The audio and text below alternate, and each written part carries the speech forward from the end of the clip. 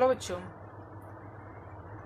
आज हम class 9 physics का चैप्टर 1 मोशन के बारे में हम कुछ पढ़ेंगे, उसके कुछ इंट्रोडक्शन में। ठीक है, मोशन चैप्टर है हमारा। मोशन वर्ड का मतलब आप लोग समझते हो कुछ? जो मोशन, जैसे ही अगर किसी के वर्ड मुंह से सुने कि मोशन, तो सबसे पहले अपने दिमाग में एक थिंकिंग आती है कि मूव कर रहा है वो। मोशन का मतलब ये हो रहा है क्या, वो मूव कर रहा है। ठीक है, लेकिन यहाँ जो मोशन होता है ना बच्चे, वो मोशन ऐसे ही कि मूवमेंट को मोशन बोले, या फिर हम उसे बोल ऐसे ही तो डायरेक्ट किसी का रिस्पेक्ट में होता है मोशन। अगर हम मोशन की बात करें, जैसे कि अगर मैं चल रहा हूँ और हमारे अपोनेंट में या फिर हमारे अपोजिट साइड में देखेंगे कि मैं जिस रोड पे, जिस साइड रोड के जिस साइड चल रहा हूँ उसके अपोजिट साइड एक घर है, तो मैं बोलूँगा कि वो घर है, वो रेस्ट में है। लेकिन वो घर मेरे को बोलेगा कि वो जो लड़का चल रहा है, वो जो इंसान चल रहा है रोड के अपोजिट साइड, वो मोशन में है। तो बच्चे, जब भी अगर हम मोशन की बात करें तो उसे हमें रिलेट करना होता है किसी एक स्टेशनरी ऑब्जेक्ट के साथ। समझे?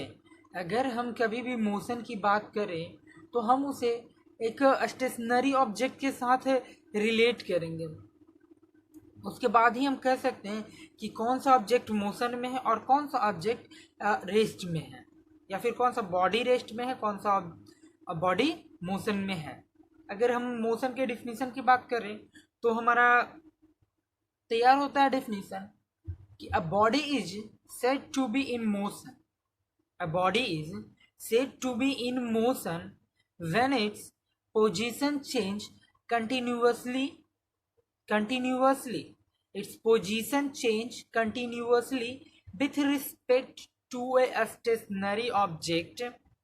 ठीक है, किसी भी स्टेशनरी ऑब्जेक्ट के रिस्पेक्ट में अगर कोई भी बॉडी अपना पोजीशन लगातार बदलता है, उसी को हम लोग मोशन कहते हैं। ठीक है, मोशन का मतलब हुआ कि मान लेते हैं कोई एक बॉडी है। ठीक है, अगर एक बॉडी लगातार अपना जो जगह है, अपनी जगह लगातार वो बदल रहा है किसी के रिस्पेक्ट में, किसी ऑब्जेक्ट के रिस्पेक्ट में, तब हम उस बॉडी को या फिर हम उस ऑब्जेक्ट को बोल सकते हैं कि वो मोशन में है।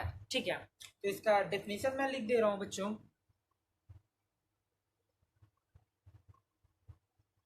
A body is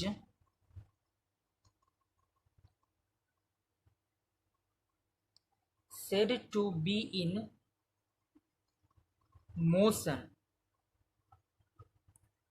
वो एक बॉडी है जो कि मोशन में कहला सकता है। कब? when it changes its position continuously with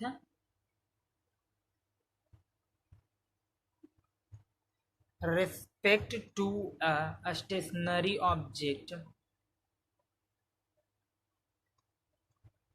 जब वो बॉडी किसी स्टेशनरी ऑब्जेक्ट के रेस्पेक्ट में अपना पोजीशन टाइमली चेंज कर रहा है, कंटिन्यूअसली लगातार चेंज कर रहा है, तभी हम उस बॉडी को बोल सकते हैं कि वो मोशन में है।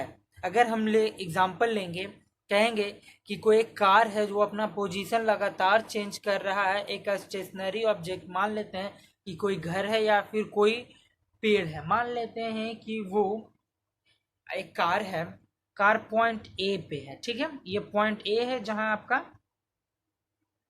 कार है। ठीक है,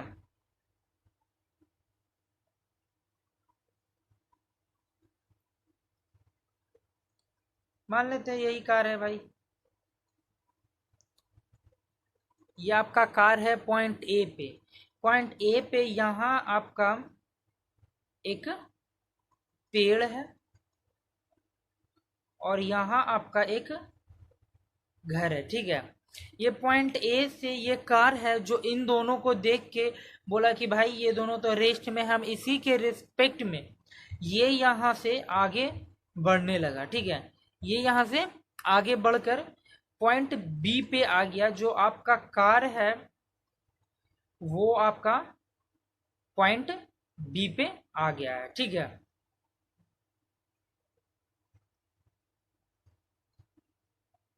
जो भी आपका ये कार है। ठीक है, इसके रिस्पेक्ट में अगर हम इस कार की बात करें, थोड़ा मॉडिफाई हो गया कार आपकी। अगर हम इस घर के और इस पेड़ के रिस्पेक्ट में अगर बात करें तो ये कार तो मोशन में है। ये तो भाई यहाँ से निकल कर आगे पॉइंट बी पहुँच गया, सिटी ए से ये सिटी बी आ गया। लेकिन सिटी ए का जो ऑब्जेक्ट, आपका स्टेशनरी ऑब्जेक्ट जिसे आपने माना था, ये जो आपका पेड़ था, जो आपका घर था, वो तो आपका रेस्ट में रहा, लेकिन जो आपका कार है वो मोशन में आगे बढ़ गया। ठीक है, इसी को हम लोग मोशन कहते हैं बच्चे। ठीक है, कह रहा है कि अगर ये अभी टाइम टी पे, मान लेते हैं कि इसका टाइम अभी 0 है। ठीक है, मान लेते हैं कि ये अभी 5 बजे है, 5 o'clock। ठीक है, 5 PM में ये इस वक्त यहाँ खड़ा है। ठीक है, तुरंत मान लेते हैं कुछ पॉइंट यहाँ आने के लिए इसे 10 सेकेंड लगा होगा। आफ्टर 10 सेकेंड, 10 सेकेंड के बाद ये जो आपका है 5:00 10 सेकेंड पे ये कार आपका पॉइंट ए से पॉइंट बी आ चुका है। ठीक है, तो ये लगातार चेंज कर रहा है, बीच में भी कुछ पॉइंट होगा, ए पॉइंट और बी पॉइंट के बीच में भी तो कुछ होगा। मान लेते हैं यहाँ भी आपका एक और बड़ा सा पेड़ था। ठीक है, इन दोनों के बीच में। तो बच्चे ऐसे लगातार जो चेंज करता है उसी को हम लोग मोशन कहते हैं। ठीक है,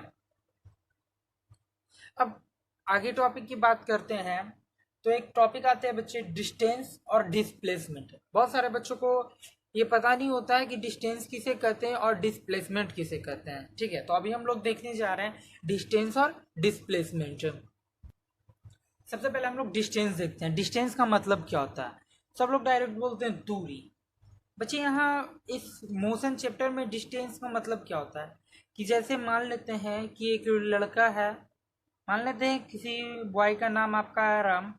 ठीक है, राम है, उसको बोला गया है कि आप उसका इनिशियल पॉइंट, जो इसका स्टार्टिंग पॉइंट है, उसको हम लोग इनिशियल पॉइंट बोलते हैं बच्चों। उसका राम इनिशियल पॉइंट ए पे है। ठीक है, उसको बोला गया है तुम्हारा डेस्टिनेशन है, तुमको पहुंचना कहाँ है, तो तुमको पहुंचना है बी पे। उसका फाइनल और जो उसका बोल सकते हैं मंजिल, जो उसका मंजिल है बी है, कि उसको पहुंचना बी पे है। बोल दिया गया है कि तुम बी पे पहुंचो राम। ठीक है, तो राम क्या किया, ए से तो अपना गाड़ी स्टार्ट किया, जो भी बाइक पे बैठा अपना शुरू किया बाइक, और उसको लेके घुमाते यहाँ गया, यहाँ अपने फ्रेंड से मिला, फ्रेंड श्याम के घर पे गया, श्याम का घर गया, वहाँ गया, उसके बाद वो फिर कहीं गया, फिर वहाँ से मूव करके जहाँ तहाँ से घूम घाम के वो पहुँचा बी पे। तो ये डिस्टेंस हुआ, ये उसकी दूरी हुई ए से बी तक। ये उसको हम बोल सकते हैं कि उसने डिस्टेंस इतना कवर किया, जो हमारा राम है वो डिस्टेंस कवर किया। मान लेते हैं कि जो आपका राम है वो आपका 25 किलोमीटर डिस्टेंस ट्रेवल किया। ये नहीं कि उसे बताया नहीं गया था ना कि वो उसे कैसे जाना है, बस उसे जाना था अपने मंजिल बी पे। तो उससे पहले क्या किया, अपने दोस्त श्याम के घर गया, वहाँ से उठा, कुछ दुकान गया, कुछ खरीदा, उसके बाद कुछ और जगह गया, वो होटल वगैरह गया, खाना वाना खाया, उसके बाद वो पहुंचा बी पे। तो ये जो उसकी दूरी हुई है बच्चों, इसको हम लोग डिस्टेंस कहेंगे, जो उसने अभी कवर किया। ये जो पाथ उसने कवर किया अपने पॉइंट, फाइनल पॉइंट पे पहुंचने के लिए, उसे हम लोग डिस्टेंस कहते हैं। ठीक है, लेकिन डिस्प्लेसमेंट ऐसा नहीं होता है। एक्चुअल पाथ कवर्ड को हम लोग डिस्प्लेसमेंट कहते हैं। ठीक है, और ये जो हमारा डिस्टेंस होता है बाबू, ये जो डिस्टेंस है एक स्केलर क्वांटिटी होता है, स्केलर क्वांटिटी। इसका मैं आपको सबसे पहले डिफिनीशन दे देता हूँ बच्चों। तो ये आपका डेफिनेशन तैयार हुआ। The distance travel by a body to reach its final position by irrespective direction. वो किसी भी डायरेक्शन से होकर अगर वो अपना फाइनल पोजीशन पे पहुंचता है अगर कोई बॉडी, तो हम उसे डिस्टेंस ट्रैवल बोलते हैं। और जो हमारा डिस्टेंस है बच्चों वो एक स्केलर क्वांटिटी है। स्केलर क्वांटिटी का मतलब होता है कि सिर्फ उसके पास मैग्नीट्यूड हो, कि वो एक दूरी तय कर रहा है, उसके पास कोई डायरेक्शन नहीं होता है, तो उसे उसे उस चीज़ को हम लोग जिसके पास सिर्फ मैग्नीट्यूड होता है उसे हम लोग स्केलर क्वांटिटी होते कहते हैं। तो बच्चों ये था हमारा डिस्टेंस। अब हम लोग देखते हैं डिस्प्लेसमेंट किसको कहता है। ठीक है बच्चों, ये जो हमारा डिस्प्लेसमेंट है ये हमारे डायरेक्शन के ये हमारे डिस्टेंस का अपोजिट है। डिस्प्लेसमेंट में होता क्या है, एक्चुअल डिस्टेंस कवर करना होता है। ठीक है, अगर मान लेते हैं कि जो इस बार राम को बोला गया है, ये हमारा राम पॉइंट ए से उसको पहुंचना है पॉइंट बी पे, उसको बोल दिया इस बार गया कि तुमको ए से बी जाना है, उसको बोल दिया कि नॉर्थ के डायरेक्शन में, मान लेते हैं नॉर्थ नहीं तुम बेस्ट। ठीक है, बोला गया है कि तुम यहाँ खड़े हो, बेस्ट डायरेक्शन में जाना है, तो इस बार उसको डायरेक्शन बता दिया है और बोला गया है कि इस बार तुम्हें इधर उधर नहीं घूमना, आपको डायरेक्ट अपने फाइनल पोजीशन पे पहुंचना है। तो वो सीधा पॉइंट ए से स्टार्ट होता है और वो एकदम शॉर्टेस्ट पाथ, जितना छोटा से छोटा पाथ हो वो उसका इस्तेमाल करके वो बी पे पहुंचता है। इसको हम लोग डिस्प्लेसमेंट कहते हैं। The shortest path covered by a body to reach its final position is known as displacement. कोई भी बॉडी अगर शॉर्टेस्ट पाथ का इस्तेमाल करके अपना फाइनल पोजीशन पे पहुंचता है और वो भी एक गिवन डायरेक्शन के साथ, और वो भी एक डायरेक्शन में, तो उस बॉडी को हम लोग बोलेंगे कि वो बॉडी डिस्प्लेसमेंट कवर किया है। ठीक है, तो इसका डेफिनेशन तैयार होता है when a body covers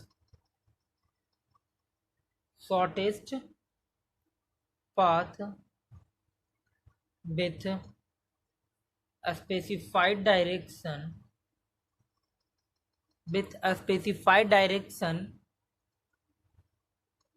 to reach its final position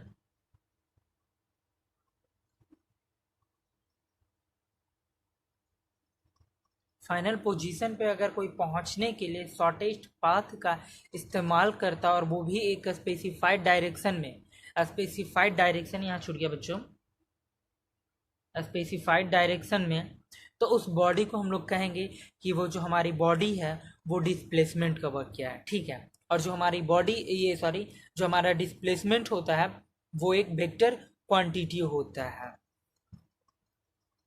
displacement is a vector quantity. अभी हमने बताया कि जो हमारा डिस्टेंस है वो वो एक स्केलर क्वांटिटी है, और ये हमारा जो डिस्प्लेसमेंट है वो वेक्टर क्वांटिटी है।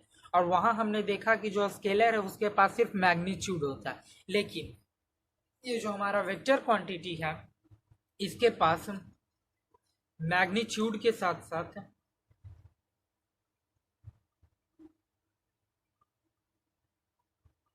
डायरेक्शन भी होता है। मैग्नीट्यूड तो इसके पास होता है लेकिन इसके साथ साथ इसके पास डायरेक्शन भी होता है, तो उसी को हम लोग वेक्टर क्वांटिटी कहते हैं। आज की क्लास में आप लोगों ने देखा मोशन का इंट्रोडक्शन, मोशन किसे कहते हैं, कैसे कोई बॉडी या फिर कोई ऑब्जेक्ट मोशन में होता है, और उसके बाद हम लोगों ने देखा डिस्टेंस और डिस्प्लेसमेंट, वेक्टर क्वांटिटी और स्केलर क्वांटिटी के बीच का डिफरेंस भी हम लोगों ने समझ लिया। तो बच्चों आज तक यहीं रहने देते हैं आज के सेशन में, और आगे की टॉपिक हम नेक्स्ट सेशन में आगे बढ़ाएंगे। अगर आप लोगों को वीडियो अच्छी लगी हो तो लाइक और सब्सक्राइब जरूर कर दें, ताकि हमारा हर एक वीडियो आपके पास नोटिफाई हो जाए तो आप आराम से पढ़ सको इजीली। ठीक है, थैंक यू।